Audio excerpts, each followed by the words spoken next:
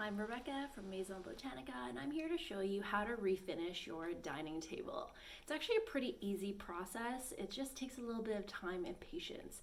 But if you're willing to put in the work, it's going to be a really great finished product. So I'm going to show you how it's done.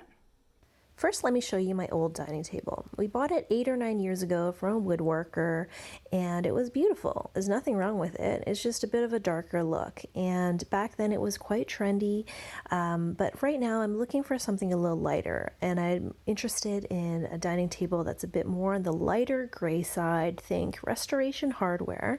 So that's what I'm setting out to accomplish with this makeover. Here are some of the tools that you'll need for this project. First, you'll need a sanding block. Those I just find are a lot easier to use for sanding than the sheets. I like to use gloves to keep my hands clean, and you'll need a lint-free rag or cloth or an old t-shirt. I like to use chalk paint for these types of projects because they're matte and they're really easy to dilute and use. I'm using mango paints, Quinley, and you'll be finishing off with beeswax. So I've used the beeswax from mango paint as well as an antique finish wax from Fusion, and the stain is from Behr in classic gray. First, we're going to start sanding off the finish that was on the dining table. Chalk paint is really great because it adheres to many surfaces, so all you have to do is just give it something to stick to by sanding. After sanding, you're going to wipe off all the dust so that you don't paint the dust into your table. And I've diluted my chalk paint with a 1-to-1 ratio. I've played around with the dilution depending on how thick I want it, and I'm just going to do an even coat all the way around. I'm trying to create a fairly white base so that the gray can go on top and still be shown. If you think about coloring, if you try to paint gray on dark or a black, you're not going to see gray. Or if you're bleaching your hair and you want it to be a light color, you always have to lighten your hair first before you can apply a light color so it can be seen. So I'm doing the same thing here. I'm creating a white base so that the gray can be seen on top of it. So I've done a few coats of this on top so that it's a bit more opaque, and then I'm going to start trimming it down after with some sanding. After 3 layers of the chalk paint, you're going to go in and sand. The goal here is for the original table texture to show through a little bit for some character. If you have some brush strokes like you see here, don't worry about that. You really just have to sand and sand and sand until you get rid of it. Just keep sanding it away. So this is a progress pic of the table with a few coats of the chalk paint as well as it being sanded down so you can see the texture of the table show through.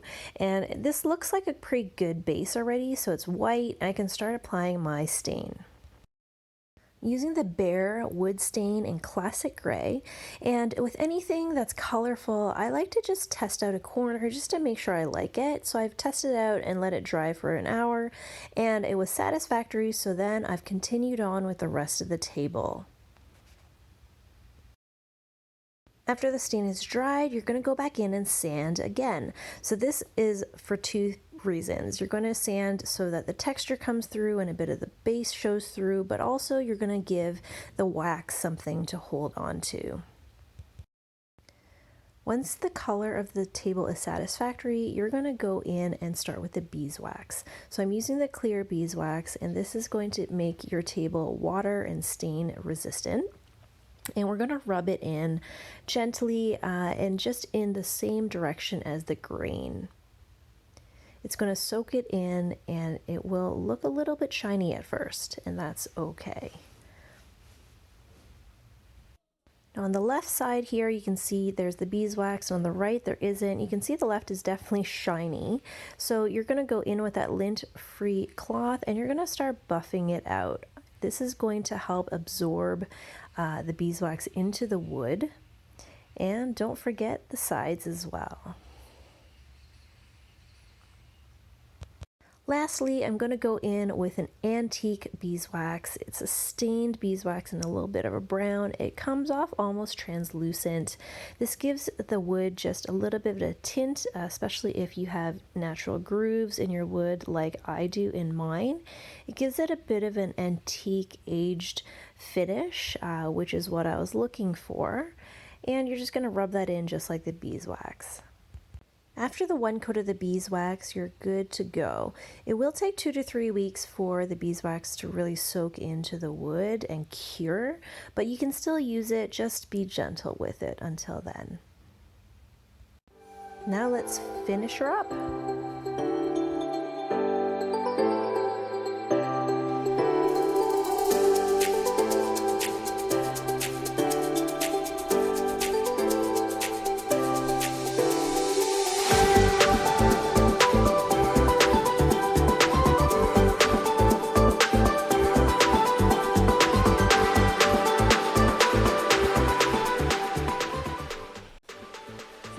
With just a few quick and easy steps, you can give your dining table a great makeover.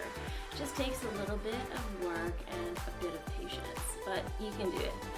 In case you enjoyed this video, give it a like and give the channel a subscribe. I'd also love to hear from you if you took on this project yourself. Until next time, cheers.